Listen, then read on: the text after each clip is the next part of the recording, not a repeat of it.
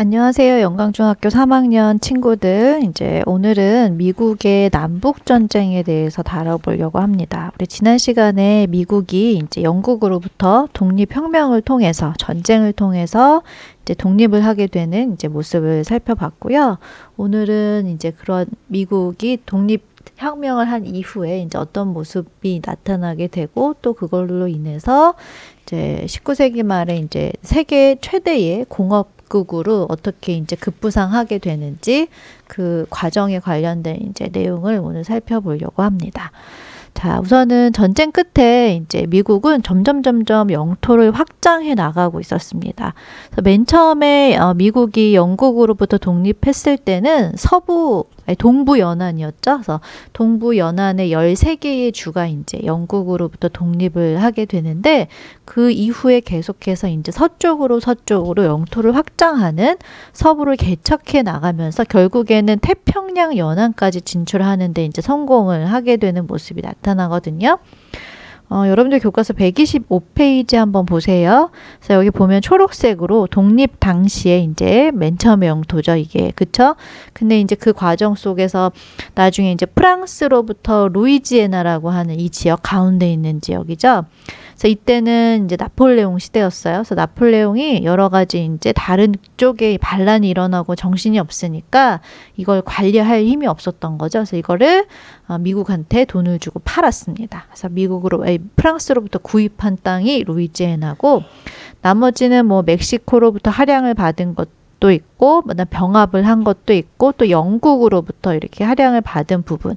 그래서 이런 과정을 거쳐서 결국에는 미국이 여기 서부 연안까지 태평양 연안까지도 영토를 이제 확장하게 되는 굉장히 그쵸? 엄청난 큰 영토죠. 오늘날 미국처럼 그쵸? 그래서 이러한 영토의 확장이 있었던 때가 이제 미국 독립혁명 이후의 모습이고요. 또 이때 이민 열풍이 막 불어서 당시 미국으로 들어오는 인구가 굉장히 많았습니다. 이때 1845년에 아일랜드에 기근이 있었어요. 여기는 이제 감자를 생산하는 감자가 이제 어떻게 보면 주식인 그런 지역이었는데 감자 대기근이 발생을 하게 돼요. 그러니까 이제 이 아일랜드에 있는 사람들이 대서양을 건너서 여러분들 우리 지도 배웠는데 아일랜드 또 어디였는지 까먹었죠. 아일랜드 어디 있었던 나라입니까? 보세요. 여기 영국이 있고 그 옆에 있는 데가 이제 아일랜드였잖아요. 그쵸? 그래서 이 아일랜드에서 많은 사람들이 이때 이제 기근으로 인해서 이제 여기로 건너오게 돼요. 미국 쪽으로. 그다음에 이제 이후에 또 이제 독일 사람들, 영국인들도 또 이민 열풍에 이제 합류를 하게 되면서 굉장히 이때 미국의 인구가 급증하게 되는 이제 그런 모습이 나타나게 됩니다.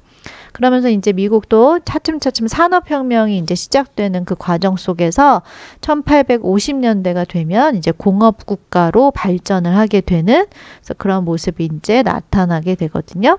근데 그런 과정 속에서 이렇게 공업국가로 발전을 해 나가는 과정 속에서 이제 남과 북이 이제 북쪽 동네랑 남쪽 동네랑 노예라고 하는 문제를 가지고 대립을 벌이게 되는 이제 그런 모습이 나타나게 됩니다. 자, 우선은 이 기본적인 모습이 굉장히 남쪽과 북쪽은 가지고 있는 여건이 달랐다고 볼 수 있어요.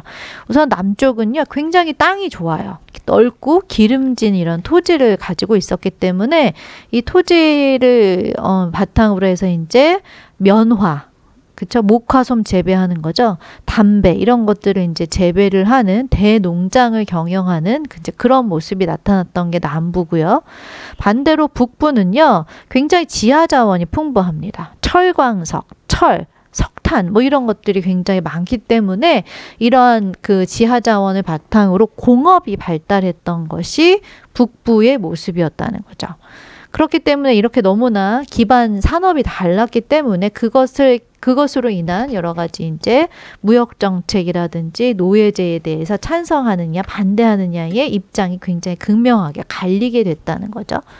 우선은 이제 북부 같은 경우에는 이때 열심히 이러한 상공업 제품을 생산을 하는 거잖아요. 근데 물건을 생산을 해내서 당시 본국이었던 이제 영국과 이제 물건을 갖다 팔고 해야 되는데 아무래도 이미 영국은 산업혁명에 성공한 나라라는 거죠. 그쵸? 그래서 이러한 영국과 어떻게 이 미국이 새롭게 산업혁명에 이제 막 박차를 가한 미국과 경쟁을 하기 위해서는 얘네들은 국가에서 어느 정도, 그치?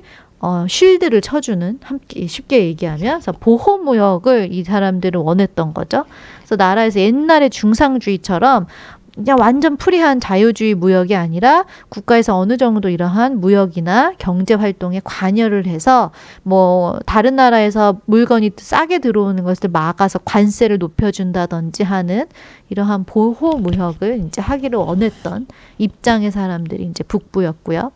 이제 반대로 남부에서는 이제 농업 생산물을 어떻게 보면 이제 생산하는 거잖아요. 그렇기 때문에 영국에 이거를 자유롭게 갖다 팔고 싶은 거죠. 당시 영국은 산업혁명이 막 일어나게 되면서 이런 것들이 조금 수요가 그러니까 생산의 공급에 비해서 수요가 많은 상황이었기 때문에 미국에게 남부 지역에서는 굉장히 유리한 입장이었던 거죠. 그래서 이 사람들은 자기가 마음대로 이걸 갖다 팔고 싶기 때문에 보호무역, 나라에서 이렇게 간섭하는 것이 아니라 자기네들이 자유롭게 무역하기를 원했던 사람들이 남부 사람들이었던 거죠.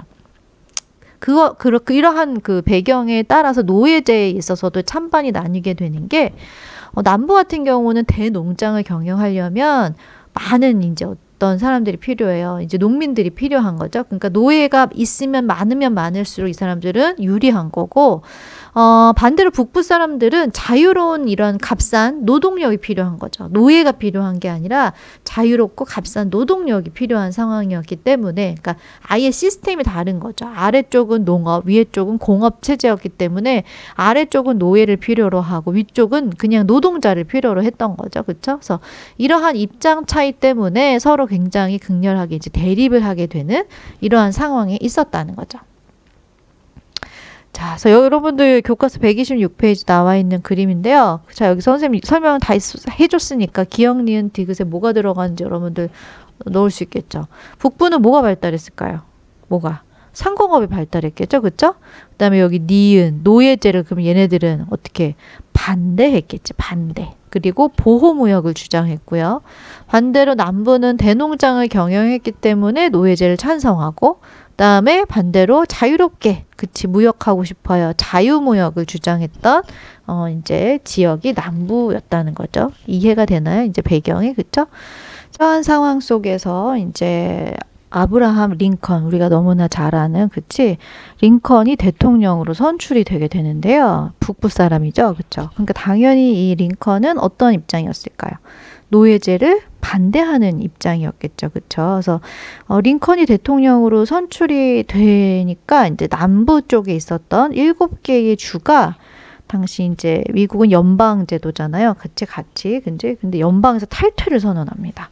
그리고 우리만의 헌법을 따로 제정하겠다 해가지고 자신들만의 어떻게 보면 하나의 정부 남부 연합이라고 하는 것을 이제 결성을 하게 됩니다. 선생님, 여기다 건설이라고 써놨네요. 결성으로 좀 바꿔주실래요? 건설은 좀 그렇다. 결성이라고 합시다. 남부연합 결성. 그렇죠? 좀 말이 그러니까 결성이라고 좀 바꿔주세요. 자, 그래서 남부연합이 결성이 되면서 이제 본격적으로 이제 남과 북이 서로 결국에는 이제 전쟁을 하게 됩니다. 1861년 이제 남부에서 먼저 이제 공격을 하게 되면서 전쟁이 시작됐는데 처음에는 남쪽이 더 우세했어요. 예전에 미국의 독립전쟁처럼 처음에는 거기는 영국이 우세했다가 나중에 미국이 전세를 뒤집잖아요. 이번에는 남부가 전쟁에서 유리했어요. 잘 나갔어요. 하지만 중간에 이제 링컨이 그 이듬해인 1863년에 노예 해방을 아예 선언을 해버립니다. 전쟁 중에. 그렇게 되다 보니까 당시 여기서 이제 풀려난 이제 노예들이 자신들의 어떻게 이 전쟁에서 이기면 자신들의 어떻게 보면은 이 노예에서 해방되는 이 지위가 보장이 되는 거잖아요. 그렇죠? 만약에 남부가 전쟁에서 이기면 자기네의 지위가 다시 예전으로 돌아갈 수도 있는 거잖아요. 그렇기 때문에 많은 노예들이 이 전쟁에 참여를 해요. 그러면서 이제 여론도 약간 넘어가고 그러면서 이제 북부한테 이제 유리하게 작용을 하게 되면서 결론은 누가 이기게 되냐면 북부의 승리로 전쟁이 끝나게 됩니다. 약 이제 한 5년에 걸쳐서 전쟁이 이제 남과 북에서 이제 일어나게 되는데요. 이때 또 많은 사람들이 또 죽고 희생됐겠죠. 같은 이제 나라 안에서 우리나라의 6.25 전쟁 때처럼 그쵸? 그래서 이렇게 해서 결국에는 이제 북부의 승리로 전쟁이 끝나게 되다 보니까 이제 노예가 이때 이제 완전히 법적으로 그다음에 현실적으로도 노예가 이제 해방되게 되는 이제 그런 모습이 미국에서 이제 나타나게 됐겠죠. 아이고 아니요.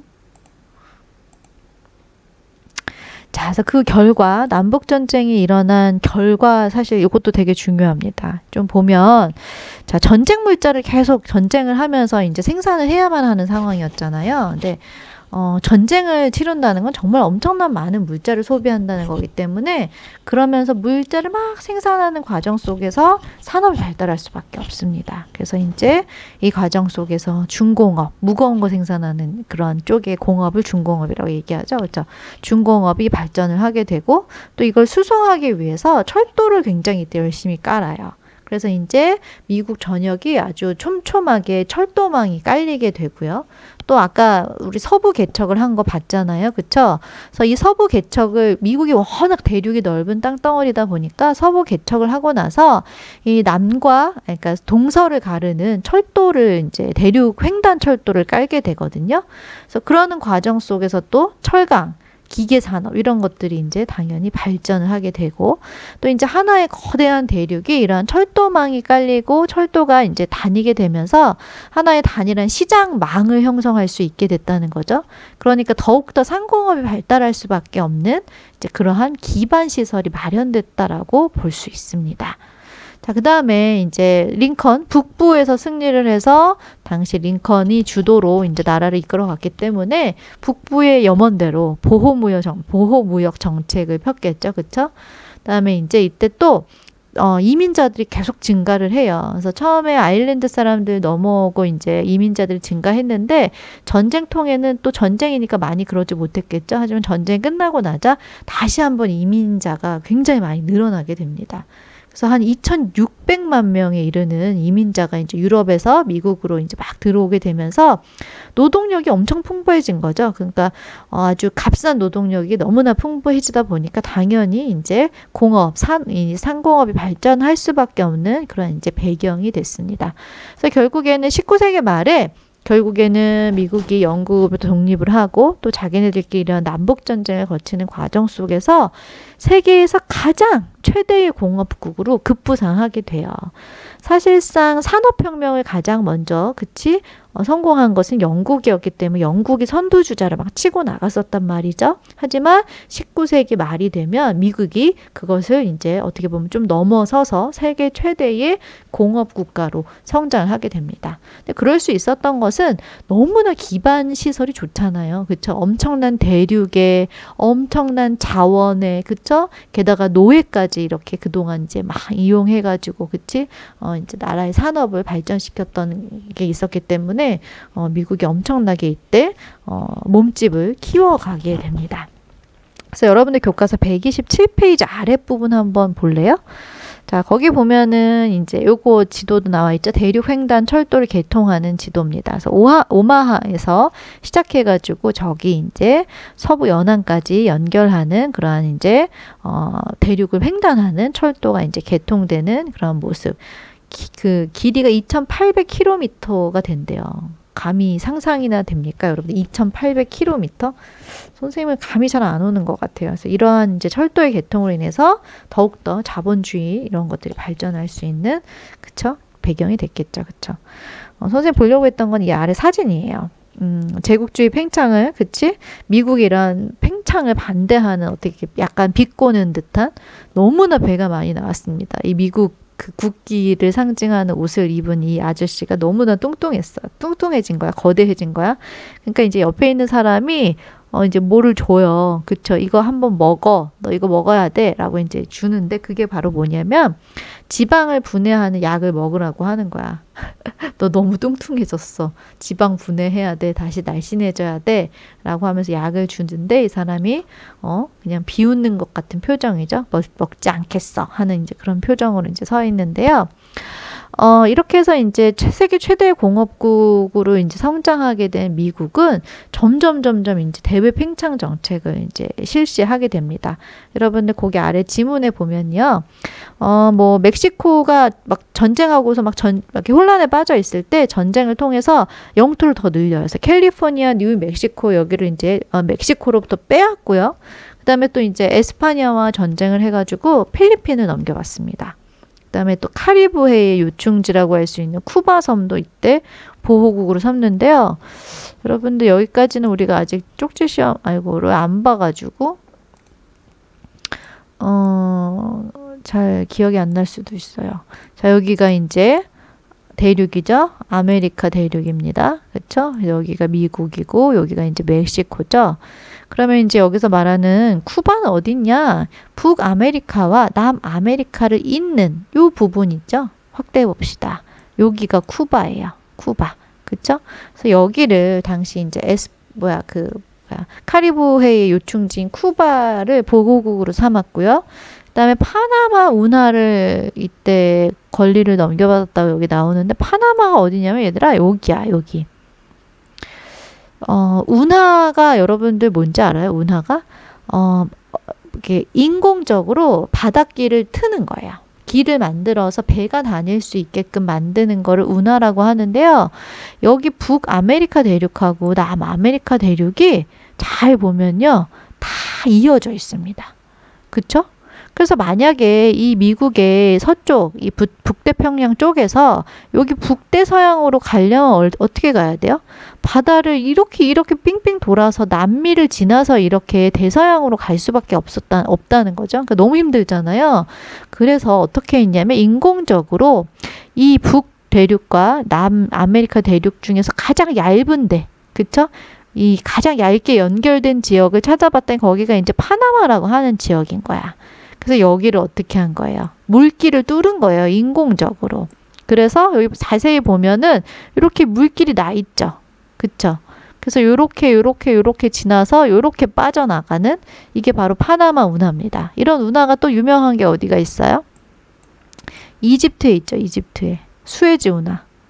자, 여러분들 보세요. 여기도 보세요. 이 아프리카 대륙이잖아요. 그래서 이 지중해에서 여기 인도양으로 가기 위해서는 여기가 막혀 있었어, 원래. 그러니까 이제 지중해에서 여기 포르투갈을 지나서 이렇게 돌아가지고 인도양에 가서 이제 아시아랑 무역을 해야 되는 거죠. 그러니까 나중에 이제 이걸 어떻게 해요? 여기 이집트랑 중동 지역의 여기 사이 제일 얇은 데를 뚫은 거야, 마찬가지로. 여기가 이제 수에즈 운하입니다. 여기도 잘 보면 물길이 이렇게 얇게 나 있어요. 이게 수에즈 운하가 뚫려 있는 모습입니다. 인공적으로 바닷길을 만들어 놓은 거죠. 그쵸? 마찬가지로 여기 파나마 여기 운하가 있는 모습. 그러니까 이게 굉장히 중요한 길목이겠지. 그치? 그래서 이거를 운영할 수 있는, 그치? 권리를 이때 미국이 넘겨받게 됐다는 거죠. 그러니까 엄청난 또 여기서도 경제적인 이득을 미국이 취할 수 있었겠죠. 그래서 이런 식으로 당시 미국이 남북전쟁 이후에 점점 대외적으로 그 자신의 힘을 과시하면서 팽창해 나가는 이제 그런 모습이 나타나게 됐다는 거죠. 그러면서 이제 제국주의의 또 하나의 이제 강력한 다크호스로 이제 미국이 급부상하게 되는 이제 그런 모습이 나타났겠죠. 그쵸? 자, 이렇게 해서 우리가 이제 미국의 독립 혁명에 이어서 이제 남북 전쟁을 하는 모습, 그리고 이제 최대의 공업국으로 성장하게 되는 모습까지 살펴봤습니다. 선생님이 한 20분 만에 다 진도를 나갔어요. 그래서 어떻게 좀 진도를 더 나가야겠죠, 그렇죠? 미안해요. 자, 조금만 더 합시다. 자, 오늘 여기를 다 제국주의 전까지 나가면 좋을 것 같아요. 한 장 반밖에 안 남았어. 보세요. 자, 러시아로 넘어가서 이제 러시아 얘기를 한번 해보려고 합니다. 자, 지금 뭐 18세기부터 계속해서 이제 영국을 시작으로 자유주의 바람이 불어서 여러 가지 우리가 이제 혁명이 일어난 모습을 살펴봤어요. 그래서 영국의 혁명, 시간 순서대로 하면 미국의 혁명, 그다음에 이제 프랑스 혁명까지 이렇게 막 전 유럽, 그다음에 이제 그게 아메리카 대륙까지 넘어와서 미국의 이제 모습까지 살펴봤는데 이렇게 해서 유럽 사회가 막 변하고 있는 이런 상황 속에서 19세기까지도 러시아는 어떤 모습이었냐? 진짜 유럽에서 가장 낙후한 그런 모습을 가지고 있는 나라가 러시아였어요. 그래서 여전히 농노제, 봉건제 옛날에 그런 것을 버리지 못하고 농노가 그대로 있었고 그 다음에 차르라고 선생님이 여기다가 해놨는데 차르는 뭐냐면 러시아의 황제를 부르는 이름이 차르입니다. 그래서 이제 어떻게 보면 고유 명칭이라고 보면 돼요. 그래서 여전히 황제가 존재하고 얘가 이제 전제 정치를 하고 있는 그런 모습. 지금 프랑스에서는 뭐 보통 선거하고 막 이러고 있는데, 그죠? 그래서 이러한 낙후한 모습 때문에 이제 러시아도 개혁을 위한 이제 이러한 바람이 불게 되고, 몇몇 사람들에 의해서 개혁을 이제 시도하려고 하는 그런 노력들이 나타나게 되거든요. 그래서 이제 그 시작이 1825년에 이제 맨 처음 나타납니다. 그래서 이제 이러한 자유주의 사상의 영향을 받은 거죠. 그쵸? 뭐 이런 나폴레옹의 영향을 받았겠죠. 그래서 이제 청년의 귀족 장교들 중심으로 해서 기존에 이제 러시아의 황제 정부, 차르 정부를 타도하고 기존에 너무나도 예전에 봉건 체제죠. 농노제를 폐지하자라고 하는 이제 요구를 내걸면서 이들이 반란을 일으켜요. 근데 결국에는 실패로 끝납니다. 이들의 이런 첫 번째 노력이. 그리고 시간이 좀 한참 또 지났어요. 이제 한 25년 정도 더 지나고 나서 한 35년 지났나요? 당시 이제 러시아가 크림 전쟁이라고 하는 전쟁을 해요. 그래서 이제 러시아는 계속 춥기 때문에 이제 얼지 않는 항구를 이제 얻기 위해서 흑해 방면으로 이제 남하 정책을 추진하는 과정 속에서 이제 오스만 제국이라고 하는 나라랑 이제 전쟁을 하거든요. 근데 여기서도 져요. 전쟁에서. 그러니까 이제 이 황제였던 알렉산드루스 2세가 진짜 우리나라 안 되겠다. 후진성을 스스로 절감하면서 이제 근대적인 개혁을 이제 해야겠다. 우리도 그치 하면서 이제 농노 해방령을 발표를 하게 됩니다. 그래서 이런 것 등등 여러 가지 이제 내정을 개혁하기 위한 여러 가지 노력들을 이제 하게 돼요. 근데 이제 결론부터 얘기하면 그렇게 크게 효과가 없었다는 거죠.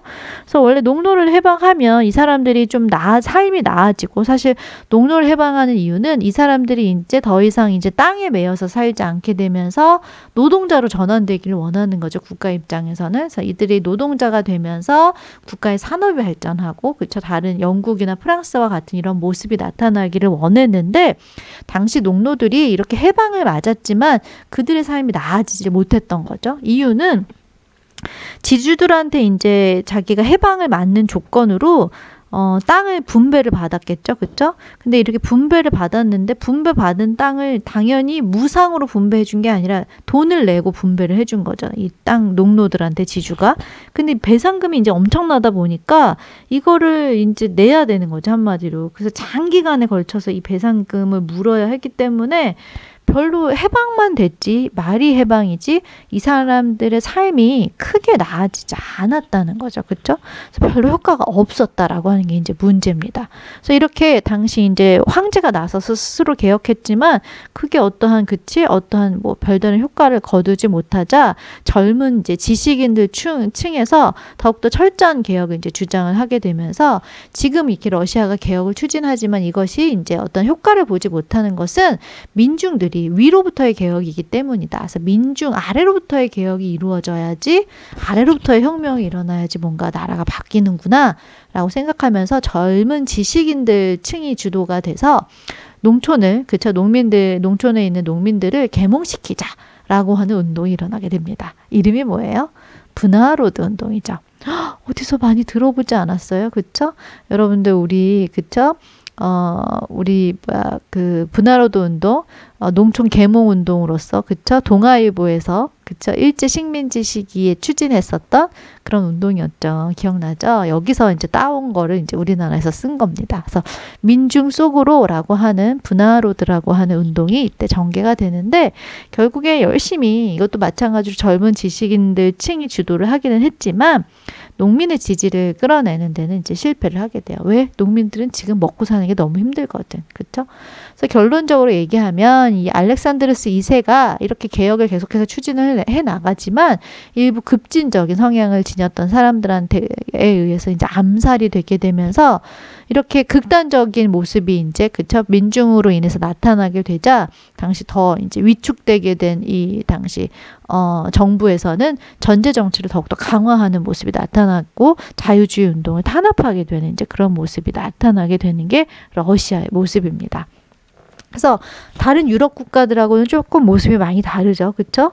그래서 열심히 러시아가 이제 스스로 이런 노력들을, 이제 자유주의를 확산시키기 위한 노력을 하고, 후진성을 조금 극복하기 위한 노력을 하지만, 결국엔 어떤 성과 없이 예전의 이러한 상태가 더욱더 고착화되는 모습으로 끝나게 된다는 게 특징입니다. 여러분들 예전에 선생님이 우리 그 일제 식민지 시대에 1920년대에 이제 독립운동 설명하면서 러시아에서 뭐가 일어났다고 했습니까? 러시아에서 혁명이 일어났다고 했잖아요. 그쵸? 무슨 혁명? 사회주의 혁명. 그쵸? 그래서 러시아가 세계 최초로 소비에트 연방공화국이라고 하는 사회주의, 그치? 국가가 탄생하는 게 이제 바로 러시아잖아요. 그쵸? 그 배경이 사실상 보면 오늘 우리가 배운 이 내용들이라고 볼 수 있어요. 다른 유럽 국가와 러시아는 어때요? 모습이 많이 다르죠. 그렇죠? 영국과 프랑스 주변의 많은 나라들은 자유주의의 바람이 불어서 국가의 체제가 굉장히 많이 변화하는 그런 모습을 나타내지만 러시아는 여러 이제 개혁의 노력을 했지만 결국에는 다 실패하고 예전에 고착화된 모습이 계속 남아 있었다는 거죠. 그래서 이러한 모습이 계속 지속이 되다 보니까 이제 결국엔 러시아에서 이러한 것들이 민중들에 의해서 골마 터진 게 뒤늦게 이제 나오게 되면서 러시아에서는 사회주의 사상이 굉장히 급속도로 퍼지고 사회주의 공화국이 최초로 들어서는데 성공하는 나라가 이제 러시아거든요. 그래서 그 배경, 다른 유럽 국가들과 이때 러시아의 모습은 많이 어때? 달랐다라고 하는 거, 그치? 기억하면 좋을 것 같습니다. 자, 마지막으로요, 오늘 배울 내용이 뭐냐면, 라틴 아메리카에 대한 내용을 하려고 합니다. 지도를 먼저 보면요, 여기 위에가 미국이죠. 멕시코, 미국, 그치? 그 다음에 이 아래 동네가 이제 라틴 아메리카라고 부르는, 그치? 남미입니다. 남미. 예전에 신항로를 개척하는데 선두주자였던 두 나라가 있었어요. 여러분들. 콜럼버스가 대항해를 떠날 때 누구의 도움을 받았는지, 누구의 후원을 받고 콜럼버스가 대항해를 떠났는지 기억나나요? 예전에 유럽에서 이제 신항로를 개척하는 과정 속에서 그 첫 스타트를 끊었던 나라는 포르투갈과 에스파냐였어요. 왜 그랬다고 했죠? 기억이 나나요? 아이고. 자, 요거 보세요. 지금 봅시다. 여기가 이제 스페인, 에스파냐, 포르투갈이죠. 당시 지중해를 중심으로 하는 무역이 십자군 전쟁 이후 이제 발달하게 되는데 그 과정 속에서 이제 얘네들은 조금 너무 한쪽에 그쵸? 소외되어 있는 그치 위치가 란 말이죠. 그래서 얘네들이 가장 먼저 이런 지중해 무역의 한계점을 극복하기 위한 목적을 가지고 신항로 개척에 나섰던 애들이 얘네예요. 그래서 얘네가 가장 먼저 이제 여기 그쵸? 요쪽 동네 콜럼버스가 아메리카 대륙을 발견하게 되면서 가장 먼저 아메리카 대륙을 식민지로 개척했던 그러한 이제 나라가 포르투갈과 에스파냐라고 한 나라입니다. 그래서 여러분들 요거 보면요. 지금 에스파냐, 포르투갈의 지배 영토가 거의 대부분이죠. 그쵸? 여기는 포르투갈, 나머지 이 살구빛은 다 에스파냐의 나라고 영국, 프랑스, 네덜란드는 아주 조금씩 가지고 있는 정도밖에 되지 않아요. 그쵸? 얘네가 선점을 해서 아메리카 대륙을 거의 독점했다시피 하는 나라가 이 두 나라였는데 이때 이 라틴 아메리카에서도 약간 민족운동의 바람이 불면서 그쵸? 여러 가지 독립운동의 모습이 나타나게 됩니다. 그래서 배경을 보면 이때 미국이 독립했어요. 또 프랑스에서는 미국이 독립하고 나서 얼마 지나지 않아서 혁명이 일어났습니다. 그다음에 이제 또 프랑스에서 일어났던 이런 계몽 사상의 영향을 받아서 결국엔 라틴 아메리카에서도 이제 독립운동이 일어나게 되는데요. 사실상 당시 얘네들을 식민지로 삼았던 에스파냐가 계속 강력한 모습을 가지고 있었다면 쉽지 않았겠죠? 근데 이때 나폴레옹이 유럽 전역을 휩쓰는 과정 속에서 에스파냐도 이제 나폴레옹의 손아귀에 들어가게 되면서 에스파냐가 정신이 없는 거야. 식민지까지 어떻게 손 쓸 겨를이 없는 그런 상황이었던 거죠. 그래서 이러한 상황 속에서 옳다커니, 그치? 영국과 미국이 이들의 독립을 지원하겠다고 선언을 합니다. 그럼 왜 그랬을까요, 얘네들은? 다 자기의 입속이 있어서 그런 거겠죠? 영국은 지금 아까 그 지도에서 판을 보면 다 에스파냐와 포르투갈 판이지 자기가 여기서 어떻게 할 수가 없잖아요. 이들의 식민지였기 때문에. 근데 얘네들이 독립을 하게 된다면 자기가 새롭게 상품을 팔 수 있는 시장이 확보될 수 있겠죠. 그러니까 영국은 적극 지원합니다. 미국도 마찬가지예요. 같은 이제 그 대륙으로 묶여 있는 게 이 라틴 아메리카인데 이 라틴 아메리카에서 에스파냐, 포르투갈의 힘이 너무 강한 거지. 그러면 자기한테 도움이 되지 않았겠죠. 그래서 미국이 멀로 선언이라고 하는 거를 이제 발표합니다. 그래서 유럽은 이 아메리카 대륙에서 일어난 일, 니네 동네 가서 해. 우리는 간섭하지 마. 그래서 우리를 여기 아메리카 대륙을 식민지로 삼지도 말고, 그치? 미국 유럽에서 일어나는 일에 간섭하지 말자. 우리 서로 니네 유럽 대륙은 니네끼리, 아메리카 대륙은 아메리카끼리 이러면서 이제 미국이 선을 그은, 그치? 그 내용이 멀로 선언이라고 하는 선언이에요. 그래서 이러한 각국의 이해관계가 겹치게 되면서 결국에 이때 많은 라틴 아메리카의 민족들이 독립을 이제 에스파냐와 포르투갈로부터 이제 독립을 하게 되는 모습이 나타나게 됩니다. 그래서 여기 지금 보면은요, 조금 느끼하게 생겼죠? 여러분들 교과서 129페이지 아래 보면은 이 사람의 모습이 나와 있습니다. 이 사람 이름이 뭐냐면 시몬 볼리바르라고 하는 사람이에요. 이 사람이 이제 해방자라고 하는 이제 별명을 이제 갖게 된 사람인데요. 이 사람이 처음에 이제 콜롬비아를 독립을 시키고요. 그 다음에 이제 베네수엘라. 베네수엘라가 먼저네요. 베네수엘라. 여기 보이죠? 베네수엘라, 콜롬비아, 에콰도르, 그 다음에 페루, 볼리비아까지 이 사람이 당시 이제 해방을 시키게 됩니다. 그래서 이제 이 사람의 이름을 따서 볼리비아라고 하는 나라의 이름도 만들어지게 되는데요. 이 사람은 그럼 어떤 사람이냐? 이 사람이 식민지 사람인데 어때요? 백인이죠? 그쵸? 원주민이 아니에요. 그 사람들을 뭐라고 부르냐면 크리오요라고 부릅니다. 이름이 특이하죠? 이 사람들은 아메리카 대륙에서 태어난 에스파냐 사람이에요. 그러니까 한마디로 원래 원주민은 아닌 거야. 근데 이제 에스파냐에서 이 본국에서 식민지를 통치하려고 넘어온 사람이 거기서 아이를 낳은 거죠. 그래서 이제 거기서 태어난 사람들을 이제 크리오요라고 합니다. 이 사람들의 이제 주도로 결국에는 이제 많은 라틴 아메리카의 나라들이 이제 독립을 하게 돼요. 보통이 그렇습니다. 근데 이들 중에서 조금 특이한 나라가 있는데 그 나라가 바로 어디냐면 여기 하이티예요. 하이티. 이 하이티는 에스파냐랑 포르투갈의 점령지였던 게 아니라 여기는 프랑스, 주황색이죠. 그쵸? 프랑스의 식민지였어요. 프랑스의 식민지를 받고 있었는데 여기서는 굉장히 특이하게 최초야. 세계 최초예요. 노예 출신의 흑인이 혁명을 통해서 나라를 세웠어요. 프랑스로부터 독립을 하고. 그러니까 굉장히 정말 의미 있는, 그쵸? 나라의 그 독립이죠. 그쵸? 그래서 이런 IT와 같은 독립은 흔한 게 아니에요. 그래서 되게 독특한 경우고 나머지는 사실상 본국에서 넘어온 이러한 백인들, 크리오요라고 하는 사람들이 주도로 이 남미를 이제 해방시키고 사실상의 이런 원래 원주민의 해방이라는 개념보다는 본국으로부터의 독립에 대한 이 개념이 더 강한 거죠. 그쵸? 그러니까 진정한 민족의 해방이라고 볼 수는 사실 없는 거지. 그렇기 때문에 그 결과가 어떻게 됐냐면 이 크리오요가 결국엔 독립을 시키잖아요. 근데 결국에 얘가 본국에서 그냥 독립한 것 뿐이지 그 동네를 다 자기가 권력을 장악한 거죠. 그쵸?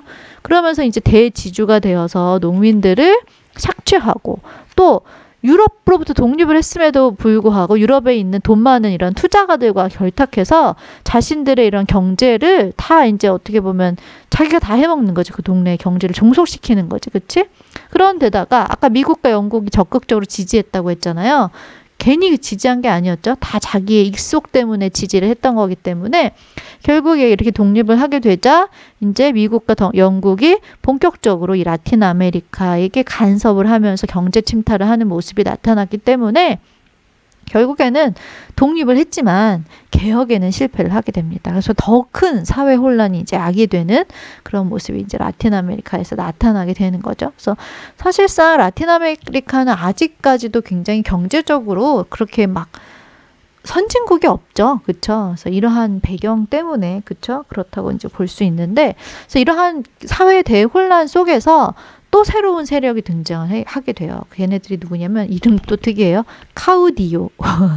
카우디오라고 하는 사람들이 세력이 등장하게 되는데, 이제 사회가 너무 혼란스럽다 보니까 항상 이렇게 사회가 혼란스러울 때는 군사력을 이제 가지고 있는 그런 이제 재력가 혹은 세력가 이런 사람들이 이제 등장을 해서 그들이 정권을 이제 장악하게 되는 모습이 나타나게 됩니다. 그래서 이 사람들은 지방에서 이제 대농장을 소유하고 또 이제 군사력까지 겸비한 그러한 세력가로서 이 사람들이 이제 또 정치에 개입을 하게 되면서 더욱더 이제 혼란한 이제 정국이 이어지게 된 것이 이때 라틴 아메리카의 모습이라고 볼 수 있습니다. 다 있어요. 자, 우리 다음 시간에까지 여러분들 130페이지 아래에 있는 내용, 그쵸? 내용 정리 쏙쏙 한번 풀어보세요. 그리고 이제 같이 답 맞추면 좋을 것 같고요. 여기까지 해서 선생님이 이제 큰 우리 4단원에 3단원까지 이제 마쳤습니다. 많이 했네요. 그래도 선생님 많이 못 나갈 줄 알았는데. 자, 그래서 오늘의 메인 내용은 이제 미국의 남북전쟁이라고 볼 수 있고요.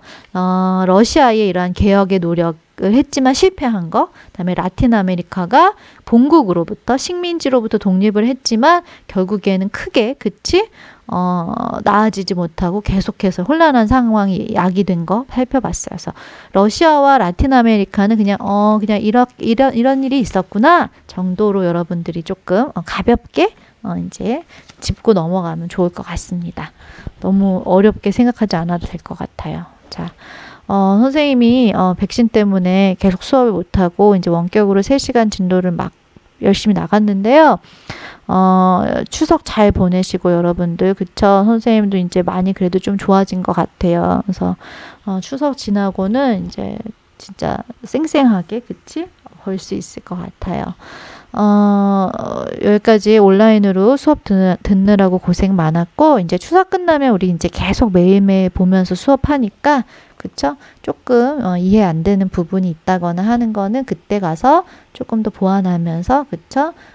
진도 나가도록 하겠습니다. 오늘도 수고 많았고, 추석 잘 보내고, 등교해서 봅시다.